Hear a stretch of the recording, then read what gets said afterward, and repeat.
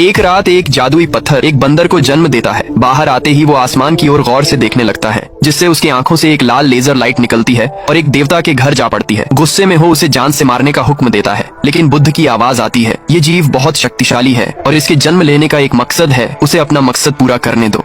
बंदर आगे जाता है तो एक माँ को देखता है और उसके बच्चे को साइड करता है और खुद गले लग जाता है, लेकिन उसकी माँ उस लाल बंदर को खुद से दूर करती है और बहुत गुस्सा करती है। आगे जाकर वो एक बड़े बंदर से चिपक जाता है जो बच्चों को ज्ञान दे रहा था, लेकिन वो भी उसको खुद से दूर कर देता है। आगे जाकर वो एक बच्चे को गले लगाता है, जिससे उसकी हड्डी पसली एक हो जाती है। वो बूढ़ा बंदर बच्चों को नारियल तोड़ना सिखाता है बिना रोशनी में गए, लेकिन वो खुद एक भी नारियल नहीं तोड़ पाता और लाल बंदर रोशनी में जाकर सारे नारियल एक ही बार में तोड़ देता है, जिससे एक राक्षस झरने के पीछे वाली गुफा में से आता है और एक छोटे बंदर को ले जाता है खाने के लिए। लाल बंदर की वजह से एक माँ के लाल को राक्षस उठाकर ले जाता है, जिस वजह से सभी उसे नारियल से मारने लगते हैं, लेकिन उसकी क्रोध से भरी लाल आंखें देखकर सभी डर जाते हैं। अब छोटा बंदर उस राक्षस से लड़ने की तैयारी करता है और इसी तरह समय बीतता है और अब लाल बंदर थोड़ा बड़ा हो गया है, लेकिन राक्षस से लड़ने का अभ्यास अभी भी उसका जारी है। और जब एक दिन फिर वो राक्षस आता है एक बच्चे को लेने के लिए, तो लाल बंदर उस राक्षस से लड़ने की कोशिश करता है और उसे नारियल से मारने लगता है, लेकिन इससे राक्षस को कोई फर्क नहीं पड़ता है। वो छोटे बच्चे को अपने साथ ले जाता है। ये देखकर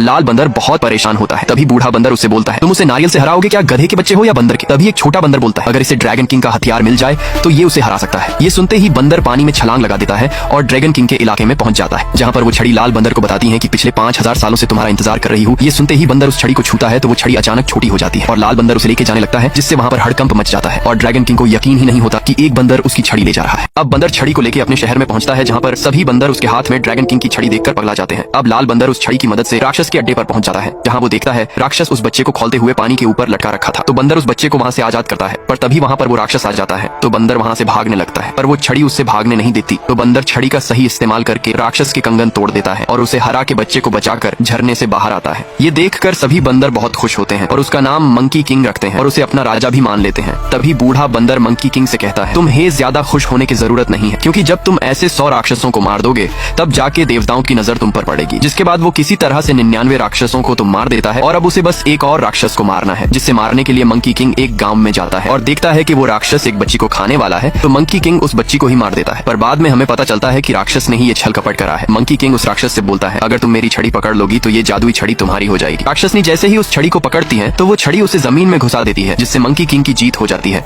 राक्षसनी को हराने के बाद पूरा गांव तबाह हो जाता है और फिर मंकी किंग की झूठी तारीफ की जाती है। तभी वहाँ पर ड्रैगन किंग आता है और मंकी किंग से बोलता है, तुम कभी भी अमर नहीं हो सकते, क्योंकि तुम्हारा नाम नर्क की लिस्ट में है। ये सुनकर मंकी किंग नर्क लोक जाने का फैसला करता है। तभी श्रापित गांव की एक लड़की मंकी किंग के साथ नर्क लोक जाने को कहती है, पर मंकी किंग उसे मना करता है। तो उसकी छड़ी उसे बताती है, इस लड़की को अपने साथ ले चलो, क्योंकि हमें नर्क लोक में किसी पढ़े लिखे इंसान की जरूरत होगी। जिसके बाद मंकी किंग लड़की को अपने साथ नर्क लोक ले जाने के लिए तैयार हो जाता है और उसे कब्रिस्तान में लेके जाता है, जहाँ पर दोनों देखते हैं कि एक आत्मा काले पानी के तालाब में जा रही है। तो मंकी किंग भी लड़की के मुंह पर राख लगा के अपनी छड़ी के सहारे नर्क लोक पहुंच जाता है और सभी आत्मा को हटाते हुए नर्क लोक के देवता के पास जाता है। ये देखकर नर्क लोक का देवता बहुत गुस्सा होता है और मंकी किंग से बोलता है, अगर यहाँ कोई जीवित आया तो उसकी मौत पक्की है। ये सुनकर मंकी किंग अपने साथ आई लड़की को फंसाता है और उसके मुंह की राख पहुंचकर सबको बताता है कि ये मोहतरमा जिंदा है, जिससे सभी आत्माएं उस लड़की को घेर लेती हैं। लड़की मौत के देवता के सामने बहाना बना के अपने आप को मरा हुआ साबित कर देती है और मंकी किंग के पास पहुंच जाती है, जहाँ सभी की मौत की सूचियां रखी होती हैं। तभी वहाँ पर मौत का देवता लड़की और मंकी किंग की मौत की सूचियां लेके आता है और एक मंत्र पढ़कर अपने आप के कई सारे अवतार बना लेता है। तभी मंकी किंग भी अपने आप के कई सारे अवतार बना के मौत के देवता से लड़ने लगता है और उसकी पुंगी बजा देता है। वही लड़की दोनों सूचियों को अपने हाथ में ले लेती है और मंकी किंग की सूची पढ़ के बताती है कि उसका इस दुनिया में कोई नहीं और उसके माँ बाप भी नहीं है। तभी मौत का देवता फिर से एक मंत्र पढ़ता है और एक पोर्टल खोल देता है, जिससे सभी चीजें उसके अंदर खींचने लगती हैं। पर मंकी किंग अपनी छड़ी को कस के पकड़ लेता है और लड़की को अपनी पूंछ से पकड़ के बचा लेता है और अपनी छड़ी से मौत के देवता को मार के हरा देता है और उसकी छड़ी से मौत की सूची में से अपना नाम मिटा देता है। जिसके बाद मंकी किंग अमर हो जाता है। तभी मौत का देवता जायड एम्परर को जादुई घड़े में प्रकट होकर बोलता है, भैया इस शैतानी बंदर से मुझे बचा लो, वरना ये पूरे नर्क लोक को खत्म कर देगा। तभी मंकी किंग आता है और जेड एम्परर से बोलता है, ओए मामे सभी अमर देवताओं को एक जगह बुला ले, क्योंकि अब मैं अमर हो गया हूँ।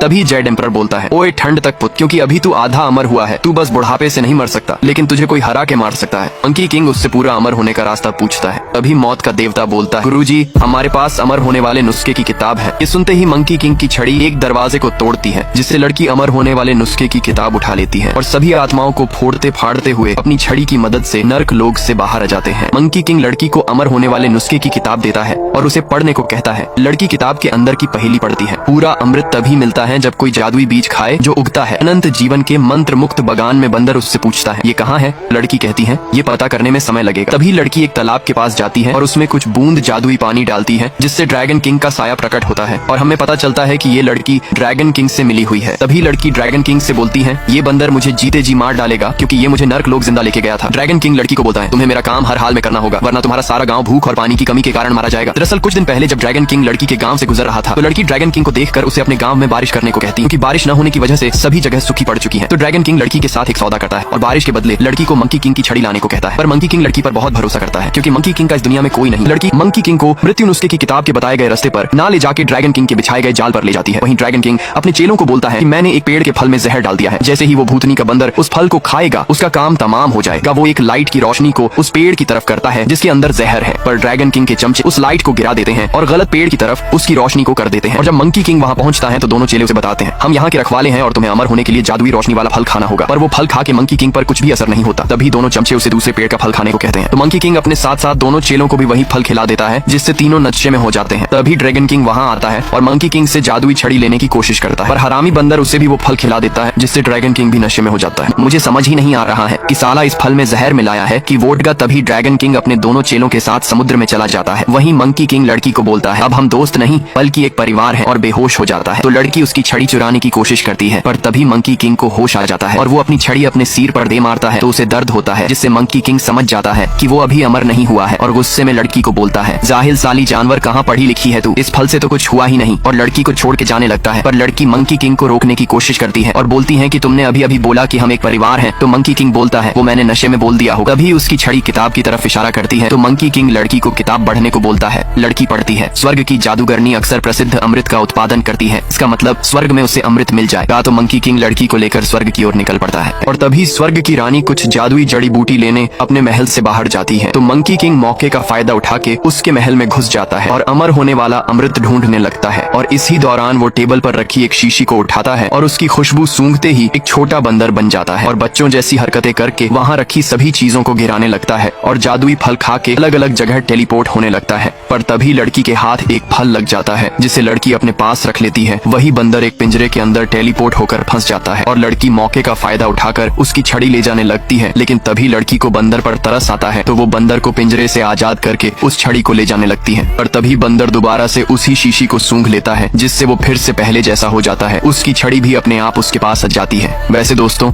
आप किस फोन से हमारी वीडियो देख रहे हो कमेंट में जरूर बताएं और नेक्स्ट पार्ट के लिए लाइक करें।